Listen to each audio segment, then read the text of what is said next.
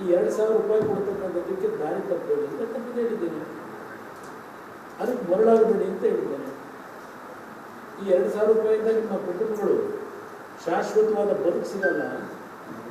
ನನ್ನ ಕಾರ್ಯಕ್ರಮ ಇವತ್ತು ಬೇಕಾಗಿರೋದು 75 ವರ್ಷ ಆಗಿದೆ ಸ್ವಾತಂತ್ರ್ಯ ಬಂದು.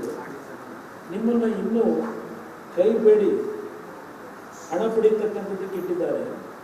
ನನ್ನ ಕಾರ್ಯಕ್ರಮ ಈ ನಾಡಿನ ತಾಯಂದರು ಯಾರಾದರೂ ಕಷ್ಟ ಆದರೆ ಕೈ ನೀಡಿ ಕೈ ಎತ್ತಿ ಅವರಿಗೆ ಕೊಡ್ತಕ್ಕಂಥ ಆರ್ಥಿಕ ಶಕ್ತಿ ಬರಬೇಕು ಅಂತೇಳಿ ಭಾಷಣ ಮಾಡಿದ್ದೇನೆ. ಇದು ನನ್ನ ಕಾರ್ಯಕ್ರಮ ಅಂತೇಳಿ. ನಾವು ಮಹಿಳೆಯರು ನನ್ನ ಹತ್ರ 2006-7 ಈ ರಾಜ್ಯದಲ್ಲಿ ಸಾರಾಯಿ ನಿಷೇಧ ಮಾಡಿ ಅಂತ ಹೇಳಿ ಮನವಿ ಮಾಡಿದ್ರು. ಎಷ್ಟು ಕೋಟಿ ನನಗೆ ಅವತ್ತು ಆಮಿಷ ಹೊಟ್ಟಿದ್ರು, ಅದೆಲ್ಲವೂ ಕಾಲಿಂದ ಒತ್ತಿದ್ದೇನೆ. ಅವತ್ತು ಸಾರಾಯಿ ನಿಷೇಧ ಮಾಡ್ತಕ್ಕಂಥ ನಿರ್ಧಾರ ಮಾಡಿದಂಥ ನಾನು ಮಹಿಳೆಯರಿಗೆ ಗೌರವ ಕೊಡಲಿಕ್ಕೆ, ಆ ಕುಟುಂಬದಲ್ಲಿ ಆಗ್ತಕ್ಕಂಥ ಚಿತ್ರಹಿಂಸೆಗಳಿಗೆ, ಇದು ನಾನು ಮಾಡಿರ್ತಕ್ಕಂಥ ದ್ರೋಹ ನಾಡಿನ ತಾಯಂದ್ರಿಗೆ. ಏನು ನಾನಂತ ಅಶ್ಲೀಲವಾದ ಪದ ಮಾಡಿದ್ದೇನೆ. ಎಚ್ಚರಿಕೆಯಿಂದ ತೀರ್ಮಾನ ಮಾಡಿ ದಾರಿ ತಪ್ಪೋದು ಬೇಡ ಅಂತ ಹೇಳಿದ್ದೇನೆ. ಅದಕ್ಕೆ ಏನು ಇಡೀ ರಾಜ್ಯದಲ್ಲಿ ಏನು ಇಲ್ವಲ್ಲ. ಇವತ್ತು ಅವರಿಗೆ ವಿಷಯ ಇಲ್ಲ ಮಾತಾಡೋದಕ್ಕೆ. ನನಗೆ ಯಾವುದೋ ಮಠಕ್ಕೆ ಹೋಗಿದ್ದು ಏನೋ ಒಂದು ವಿಷಯ ತೆಗೆದ್ರು, ಅದೊಂದು ರಾಜಕೀಯ ಮಾಡ್ಕೊಳಕ್ಕೆ ಹೋದ್ರು, ಪಾಪ ಅದರಿಂದ ಅದಕ್ಕೆ ಪಾಡ್ಲಾದ್ರು. ಈಗ ಇದು ತಗೊಂಡು ಅದೆಲ್ಲರೂ ನನಗೆ ದಂಧೆ ಮಾಡಬೇಕಂತ ಅದು ಹೋಗಲಿ. ಮೊನ್ನೆ ಇನ್ನೊಬ್ಬರು ಪಾಪ ಕಂಗನಾ ರಣಾವತ್ ಅವರಿಗೆ BJP ಟಿಕೆಟ್ ಕೊಟ್ಟಿದ್ದಕ್ಕೆ ಅಲ್ಲೇ ಹೇಳಿಕೆ ಕೊಟ್ಟಲಿ. ನಿಮ್ಮ ಕಾಂಗ್ರೆಸ್ ವಕ್ತಾರರು ಡೆಲ್ಲಿ ಒಳಗೆ ಯಾವುದೋ ಮಂಡಿ ವಿಲೇಜ್ ಎಂಥದ್ದು ವಿಲೇಜ್ ಅದು ಇದು ಪಾರ್ಲಿಮೆಂಟರಿ ಕ್ಷೇತ್ರ, ಅಲ್ಲಿ ರೇಟ್ ಫಿಕ್ಸ್ ಮಾಡಿದ್ದೀರಿ. ಹೆಣ್ಮಕ್ಳಿಗೆ ರೇಟ್ ಎಷ್ಟು ಅಂತ ಕೇಳಿದ್ದೀರಿ. ಶಿವಕುಮಾರ್ ಹೇಳಪ್ಪ ಅದಕ್ಕೆ ಉತ್ತರ. ನಿಮ್ಮ ಸೋನಿಯಾ ಗಾಂಧಿ ಏನು ಹೇಳ್ತಾರೆ, ನಿಮ್ಮ ರಾಹುಲ್ ಗಾಂಧಿ ಏನು ಹೇಳ್ತಾರೆ? ನನ್ನ ಹೇಳಿಕೆಗೆ ಏನೋ ಪ್ರಧಾನಮಂತ್ರಿ ನರೇಂದ್ರ ಮೋದಿ ಅವರಿಂದ ಉತ್ತರ ಬಯಸ್ತಾ ಇರಲಿಲ್ಲ. ನಿರ್ಮಲಾ ಸೀತಾರಾಮನ್ ಅವರಿಂದ, ಅಮಿತ್ ಶಾ ಇಂದ ನರೇಂದ್ರ ಮೋದಿ ಉತ್ತರ ಕೊಡಬೇಕಿದ್ದಕ್ಕೆ ಹೇಳಿದಿರಲ್ಲ. ಒಬ್ಬ ಹೆಣ್ಣುಮಗಳನ್ನ ಯಾವ ರೀತಿ ಅವಹೇಳನ ಮಾಡಿದ್ದೀರಿ BJP ಟಿಕೆಟ್ ಕೊಟ್ಟರೆ. ಇದೆಲ್ಲ ಇಲ್ಲಿ ಕರ್ನಾಟಕದೊಳಗೆ ನಿಮ್ಮ ರಮೇಶ್ ಕುಮಾರ್ ಹೇಳಿಕೆ ಕೊಟ್ಟಿದ್ರು. ಕರ್ನಾಟಕದಲ್ಲಿ ವಿಧಾನಸಭೆ ಕಲಾಪದಲ್ಲಿ ಏನು ಹೇಳಿದ್ರಪ್ಪ ನೋಡಿದ್ದೀರಾ? ಮರ್ತು ಬಿಟ್ಟ ರಮೇಶ್ ಕುಮಾರ್ ಹೇಳಿಕೆ ಕೊಟ್ಟಿದ್ರು. ಏನು ಹೇಳೋದು ಅಂತ ಹೇಳಿ ನಿಮ್ಮಿಂದ ನಾನು ಕಲಿಬೇಕು ಮಹಿಳೆಯರಿಗೆ ಯಾವ ರೀತಿ ಓಡಾಡಬೇಕು ಅಂತ ಹೇಳಿ.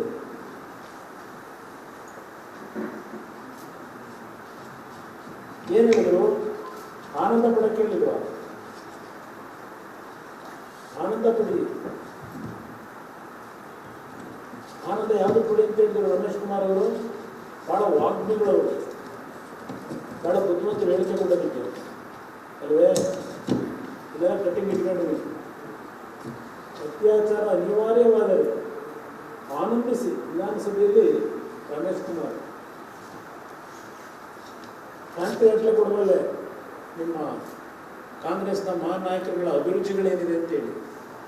ಅವನ್ಯಾವನ ಮದ್ದೂರಿನಲ್ಲಿ ನನ್ನ ಪಕ್ಷದ ಮಾಜಿ ಶಾಸಕರ ಬಗ್ಗೆ ಮೊನ್ನೆ ಒಂದು ಹೇಳಿಕೆ ಕೊಟ್ಟನಲ್ಲ, ಹೇಳಿದ್ರು ನನಗೆ ಅವ್ರ ಮನೆ ಮುಗಿಸ್ತೀವಿ ಅಂತ ಹೇಳಿ. ನಾನು ಹೇಳಿದೆ ಅವೆಲ್ಲ ಮಾಡಕ್ಕೆ ಹೋಗ್ಬಿಡಿ ಎಂದು. ಕೆದಕಿದ್ದವನೇ ಅಲ್ಲಿ MLA ಗಂಡಸ್ತನದ ಬಗ್ಗೆ ಆ ಪದ ಬಳಸಿರ್ತಕ್ಕಂಥ MLA ಏನಪ್ಪ ಗೌರವ ಕೊಟ್ಟು ಶಾಲಾಕಿದ್ರಲ್ವ ಆ ಪದ ಬಳಕೆ ಮಾಡಿದ್ದಕ್ಕೆ ಇನ್ನೊಂದು ಕುಟುಂಬದ ಹೆಣ್ಮಕ್ಳ ಬಗ್ಗೆ ಶಾಲು ಸೇರಬೇಕು, ಸನ್ಮಾನ ಮಾಡಿ ಮೈಸೂರು ಪೇಟ ಹಾಕಿ. ಇನ್ನು ನಿಮ್ಮ ಶಿವಶಂಕರಪ್ಪನವರು ಮಹಿಳೆಯರನ್ನು ಎಲ್ಲಿಡಬೇಕು ಅಂತ ಹೇಳಿದ್ರು. ಮೊನ್ನೆ ತಾನು ಇತ್ತೀಚೆಗೆ ಅಡುಗೆ ಮನೆ ಬಿಟ್ಟು ಹೊರಗಡೆ ಬರಬಾರ್ದು ಅಂತ ಹೇಳಿದ್ರು. ಅದಕ್ಕೆ ನೀವೇ ಕ್ಷಮೆ ಕೋರಿದ್ದೀರಿ, ಹೇಳಿ ತಪ್ಪು ಅಂತ. ಅದಕ್ಕಾದರೆ ತಪ್ಪು ಅಂತ ಹೇಳೋಕ್ಕಾಯಿತು, ಬೇರೆದಕ್ಕೆ ಯಾಕೆ ಹೇಳಲಿಲ್ಲ? ವಹಿಸ್ಕೊಂಡಿದ್ದೀರಲ್ಲ. ಇವತ್ತು ನಿಮ್ಮ ಈ ಇಶ್ಯೂ ಮೇಲೆ ಚುನಾವಣೆ ಜನತೆಯ ಮನಸ್ಸನ್ನು ಪರಿವರ್ತನೆ ಮಾಡಬೇಕು ಅಂತ ಹೇಳಿ ಹೊರಟಿರ್ತಕ್ಕಂಥದ್ದೇನಿದೆ. ನೂರಾರು ನಿದರ್ಶನ ಕೊಡೋದಲ್ಲೇ ನಿಮ್ಮ ಹೇಳಿಕೆಗಳು, ನಿಮ್ಮ ಸಾರ್ವಜನಿಕವಾಗಿ ಯಾವ ರೀತಿ ನಡ್ಕೊಂಡಿದ್ದೀರಿ. ಎಷ್ಟು ಕುಟುಂಬಗಳನ್ನು ನಿಮ್ಮ ಆಸ್ತಿಯ ಒಂದು ದುರಾಸೆಗೆ ಏನೇನು ಮಾಡ್ಕೊಂಡಿದ್ದೀರಿ 30 ವರ್ಷದಲ್ಲಿ ಬೇಕಾದಷ್ಟು ಪ್ರಕರಣಗಳಿದ್ದಾವೆ. ಇವತ್ತು ಇದ್ದಿಟ್ಕೊಂಡು ನನ್ನ ಮೇಲೆ ಎದುರಿಸ್ಲಿಕ್ಕೆ ಸಾಧ್ಯವೇ ನೀವು? ನಾನು ಈಗಲೂ ಹೇಳ್ತೇನೆ, ನಾನು ಅವತ್ತು ಹೇಳಿರ್ತಕ್ಕಂಥದ್ದು ನಾಡಿನ ಜನತೆಗೆ, ನನ್ನ ತಾಯಂದರಿಗೆ ಎಚ್ಚರಿಕೆಯಿಂದ ತೀರ್ಮಾನ ಮಾಡಿ ನಿಮ್ಮ ಬದುಕನ್ನು ಇವತ್ತು ಹಾಳು ಮಾಡ್ತಾರೆ ಅಂದರೆ, ಬದುಕನ್ನು ಅಂದರೆ ಬೇರೆ ರೀತಿಯಲ್ಲ ನಾನು ಹೇಳಿದ್ದು. ನಿಮ್ಮ ಕುಟುಂಬಗಳ ಬದುಕಿದೆಯಲ್ಲ, ಸರ್ಕಾರಗಳು ಯಾವ ರೀತಿ ನಡೀಬೇಕು ಅನ್ನೋದು. ನನ್ನ ಪಂಚರತ್ನ ಕಾರ್ಯಕ್ರಮ, ಫ್ರೀ ಸ್ಕೂಲ್ಗಳು ಕಟ್ಟಬೇಕು, ಫ್ರೀ ಆರೋಗ್ಯಕ್ಕೆ ಆಸ್ಪತ್ರೆಗಳು ಕಟ್ಟಬೇಕು, ರೈತರ ಬದುಕನ್ನು ಸರಿಪಡಿಸಬೇಕು ಅಂತಕ್ಕಂಥ ನನ್ನ ಯೋಜನೆ. ಸದೃಢವಾಗಿ ಆರ್ಥಿಕವಾಗಿ ಬೆಳೆಸಬೇಕು ಜನಗಳನ್ನ ಅಂತೇಳಿ 2000 ರೂಪಾಯಿ ಕೊಟ್ಟ ತಕ್ಷಣ ಸಾಮಾಜಿಕ ನ್ಯಾಯ.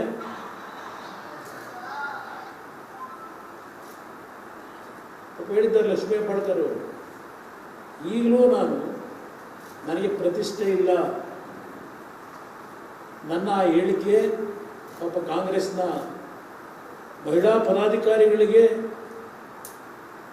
ಆ ನೋವನ್ನು ತಡ್ಕೊಳ್ಳೋಕ್ಕಾಗದೇ ಇರೋ ಅಂತ ನನ್ನ ಹೇಳಿಕೆ, ಪಾಪ ಅವ್ರ ದುಃಖಕ್ಕೆ ಒಳಗಾಗಿರ್ತಕ್ಕಂಥದ್ದೇನಿದೆ, ನಾನು ಈಗಲೂ ಆ ರೀತಿ ಯಾರಿಗಾದ್ರೂ ದುಃಖಕ್ಕೆ ಒಳಗಾಗ್ತಕ್ಕಂಥ ಸನ್ನಿವೇಶ ತಂದಿದ್ದೀನಿ ಅನ್ನೋದು ನಿಮ್ಮಲ್ಲಿದ್ದರೆ ನಾನು ಈಗಲೂ ವಿಷಾದ ವ್ಯಕ್ತಪಡಿಸ್ತೀನಿ. ನಾನು ವಿಧಾನಸಭೆಯಲ್ಲೇ ಹೇಳಿದ್ದೇನೆ, ನಾನು ಕೆಲವು ದಾರಿ ತಪ್ಪಿದ್ದೇನೆ.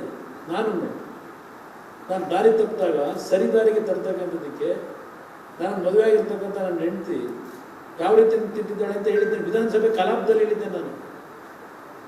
ನಿಮ್ಮ ಥರ ನಾನು ಬದುಕಿಲ್ಲ. ನಾನು ಈ ರಾಜ್ಯದ ಯಾವುದೇ ಮಹಿಳೆಗೆ ನನ್ನ ಹೇಳಿಕೆ ಏನಾದರೂ ನೋವು ಮಾಡಿದರೆ, ಯಾಕೆಂದರೆ ನಾನು ಅಪಚಾರ ಮಾಡಿಲ್ಲ ಯಾವುದೇ ಹೆಣ್ಮಕ್ಳಿಗೆ, ಯಾವುದೇ ಹೆಣ್ಮಕ್ಳಿಗೆ ನೋವು ಕೊಡ್ಲಿಕ್ಕೆ ಆ ಮಾತು ಹೇಳಿಲ್ಲ, ಪದ ಬಳಕೆ ಮಾಡಿಲ್ಲ. ಅದನ್ನು ಟ್ವಿಸ್ಟ್ ಮಾಡಲಿಕ್ಕೆ ಹೊರಟಿದ್ದೀರಿ. ನಿಮ್ಮ ಸುರ್ಜಿವಾಲ ಇವತ್ತು ನನಗೆ ಹೇಳಿಕೆ ಕೊಡ್ತಾರೆ. ಏನು ಹೇಳ್ತಾರೆ ಅಂತ ಹೇಳಿ, ಸುರ್ಜಿವಾಲ ನೀನೇನು ಹೇಳಿದ್ದೆ ಹೇಳಪ್ಪ ಹೇಮಾಮಾಲಿನಿ ಬಗ್ಗೆ? ಏನು ಭಾಳ ಸರ್ಟಿಫಿಕೇಟ್ ಕೊಟ್ಟು ಗನಂದಾರಿ ಪದ ಉಪಯೋಗ ಮಾಡಿದ್ರಿ. ಆ ಕಾಂಗ್ರೆಸ್ನ ಮಹಿಳಾ ಮನೆಗಳಿಗೆ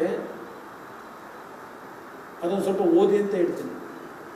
ಇವತ್ತೇ ನನ್ನ ವಿರುದ್ಧ ಗೋ ಬ್ಯಾಕ್ ಇದನ್ನು ಚೆನ್ನಾಗಿ ಕಲ್ತ್ಬಿಟ್ಟವ್ರಿಗೆ ಎಲ್ಲರೂ. ಯಾರ ಮೇಲಾದರೂ ಏನಾದರೂ ಧರಣಿ ಮಾಡಬೇಕು, ಏನಾದರೂ ವಿರುದ್ಧ ಹೇಳಬೇಕು ಅಂದರೆ ಗೋ ಬ್ಯಾಕ್. ನಿಮ್ಮ ಗೋ ಬ್ಯಾಕ್ಗೆ ಎದರ್ಕೊಂಡು ಕೂತ್ಕೊಳ್ಳಾರ ತಪ್ಪು ಮಾಡದೇ ಇರೋರು.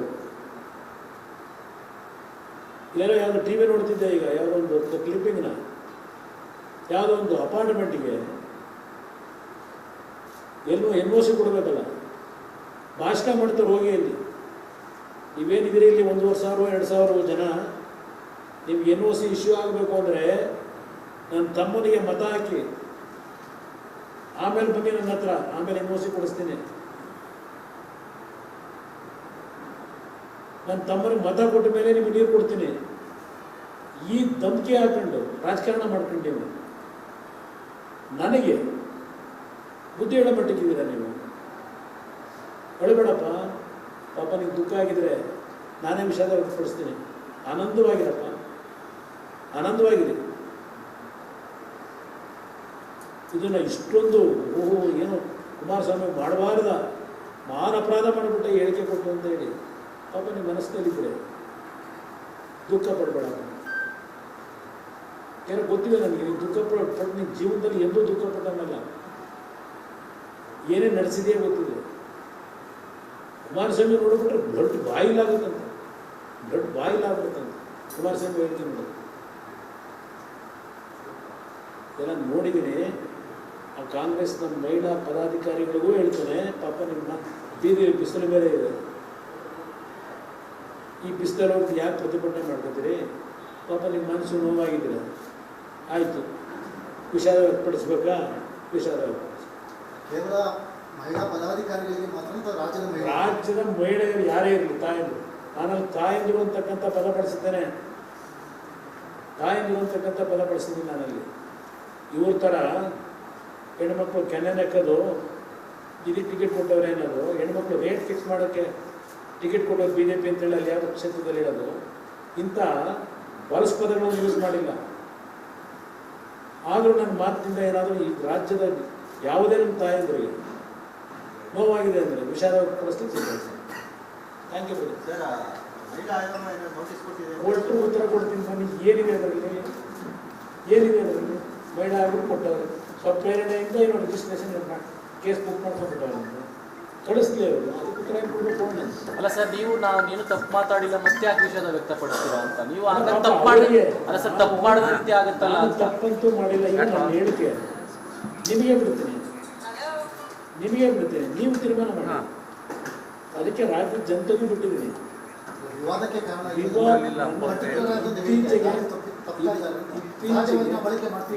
ಇತ್ತೀಚೆಗೆ ನೋಡಿ, ಅದು ಪದ ಏನದು ದಾರಿ ತಪ್ಪೋದು ಅಂತ ಅಂದ್ರೆ ಅಷ್ಟು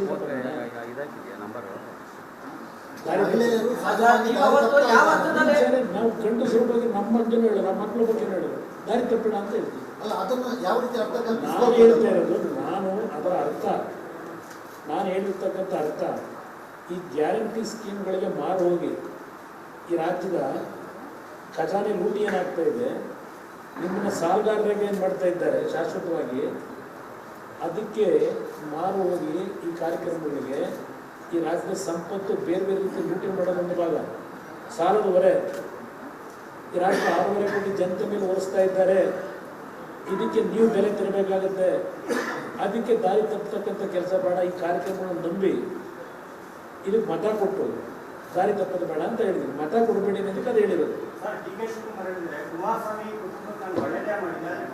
ಯಾವ್ದು ಏನು ಒಳ್ಳೇದು ಮಾಡೋದು, ಏನು ಒಳ್ಳೇದು ಮಾಡಿದ್ರು.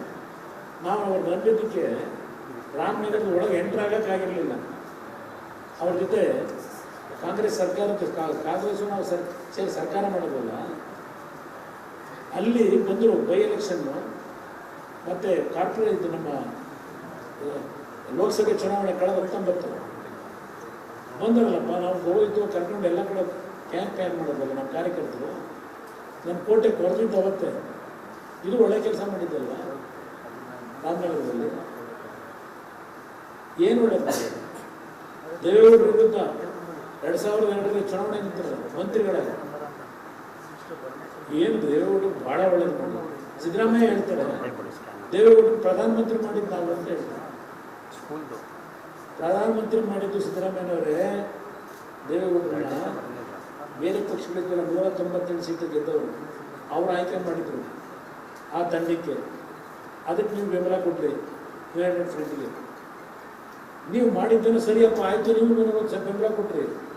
ಆದರೆ ದೇವೇಗೌಡರನ್ನ ಇಳಿಸಿದ್ರಲ್ಲ ಅಧಿಕಾರದಿಂದ. ಸಿದ್ದರಾಮಯ್ಯನವರೇ ಕೇಳ್ತೀನಿ ನಿಮ್ಮನ್ನ, ಯಾವ ದೇವೇಗೌಡರನ್ನ ಯಾವ ತಪ್ಪು ಇಳಿಸಿದ್ರಿ ಅಧಿಕಾರದಿಂದ? ಏನು ತಪ್ಪು ಮಾಡಿದ್ರು ಅಂತ ದೇವೇಗೌಡರು ಪ್ರಧಾನಮಂತ್ರಿ ಸ್ಥಾನದಿಂದ ಇಳಿಸಿದ್ರಿ? ಅವೇ ಮಾಡಿದ್ದು. ಕುಮಾರಸ್ವಾಮಿ ಹೇಳ್ತಾರೆ ನಾವು ಅವ್ರ ಮನೆ ಹತ್ರ ಹೋಗಿದ್ದು ಅಂತ ಹೇಳಿ. ಈಗೇನು ಹೇಳ್ತಾವ್ರಲ್ಲ BJP JDS ಸಂಬಂಧದ ಬಗ್ಗೆ ನಾಯ ಹಸಿದಿತ್ತು, ಅನ್ನ ಅಳಿಸಿತ್ತು ಅಂತ ಹೇಳಿ. ಅವತ್ತು ಬಂದವರು ನಮ್ಮ ಮನೆ ಹತ್ರಕ್ಕೆ ಅವತ್ತೇನಾಗಿತ್ತು? ಆಗ ನೀವು ನಾಯಿ ಸ್ಥಾನದಲ್ಲಿದ್ರೋ ಅನ್ನ ಅಳಿಸಿದ ಸ್ಥಾನದಲ್ಲಿದ್ದರು. ಅವತ್ತು ಯೋಚನೆ ಮಾಡಿ. ನಿಮ್ಮ ಪದ ಬಳಕೆಗಳು ಯಾವ ರೀತಿ ಇದೆ ನೋಡ್ತಾ ಇದ್ದೀನಿ. ಈಗ ಈ ಆಸ್ತಿ ಬಗ್ಗೆ ಒಂದು ಮಾತಾಡಿದ್ವಿ. DK ಶಿವಕುಮಾರ್ ಅವರು ಹೇಳಿದ್ದಾರೆ ನಮ್ಮ ಆಸ್ತಿ ಬಗ್ಗೆ ಮಾತಾಡ್ತಾರೆ, ರುಚಿ ಹೊಡಿದ್ದಾರೆ ಅಂತ ಹೇಳಿ. ಬೆಂಗಳೂರು ಸುತ್ತಮುತ್ತ ಅವರು 1,000 ಎಕರೆ ಇದೆ. ಈಗ ಎಸ್ ನಂದು 45 ಎಕರೆ ಲ್ಯಾಂಡ್ ಇದೆ. 45-48 ಎಕರೆ ಇದೆ. ನಾನು ಸಿನಿಮಾದಲ್ಲಿ ಹಂಚಿಕೆದಾರನಾಗಿ ಸಿನಿಮಾದಲ್ಲಿ ಸಂಪಾದನೆ ಮಾಡ್ತಾ ಇದ್ದೆ. ಆ ಒಂದು ದಿನದಿಂದ ರಾಜಕಾರಣಕ್ಕೆ ಬಂದಿರಲಿಲ್ಲ. ನಾನು ರಾಜಕಾರಣಕ್ಕೆ ಬರೋದಕ್ಕಿಂತ 10 ವರ್ಷದ ಮುಂಚೆ ಆಸ್ತಿ ತೊಗೊಂಡಿರ್ತಕ್ಕಂಥದ್ದು. ರಾಜಕಾರಣಕ್ಕೆ ಬಂದ ಮೇಲೆ ನಾನೇನು ಆಸ್ತಿ ಮಾಡಿಲ್ಲ. ಎಸ್ ನನ್ನ ತೋಟದಲ್ಲಿ ಏನು ಬೆಳಿತೀನಿ ಅನ್ನೋದು ಬಂದು ನೋಡಪ್ಪ, ನಾನು ರೆಸಾರ್ಟ್ ಮಾಡಿಲ್ಲ. ಬೆಳೆ ಏನು ಬೆಳೆದಿದ್ದೀನಿ ಇವತ್ತು, ಏನು ತೆಂಗಿನ ಗಿಡ ಇಟ್ಟಿದ್ದೀನಿ. ಸುಮಾರು 20 ಟನ್ ಕೊಬ್ಬರಿನ ರೇಟ್ 8,000 ರೂಪಾಯಿದ್ದು ಮಾರಾಟ ಮಾಡಿಟ್ಟಿದ್ದೀನಿ, ಸ್ಟಾಕ್ ಇಟ್ಟಿದ್ದೀನಿ. ಮೊನ್ನೆ ಕಲ್ಲಂಗಡಿ ಹಣ್ಣನ್ನು ಸುಮಾರು 50 ಟನ್ ಬೆಳೆದಿದ್ದೀನಿ. 50 ಟನ್ ಕಲ್ಲಂಗಡಿ ಹಣ್ಣು ಬೆಳೆದಿದ್ದೇನೆ. ಸುಮಾರು 55 ಲಕ್ಷ ರೂಪಾಯಿ ವೆಚ್ಚದ ಬಾಳೆಹಣ್ಣು ಬೆಳೆದಿದ್ದೇನೆ. ಬಾಳೆ ವಿಡಿಯೋ ಮಾಡಿಟ್ಟಿದ್ದೀನಿ. ಎಲ್ಲ ನಾನು ಬೆಳೆದಿರ್ತಕ್ಕಂಥ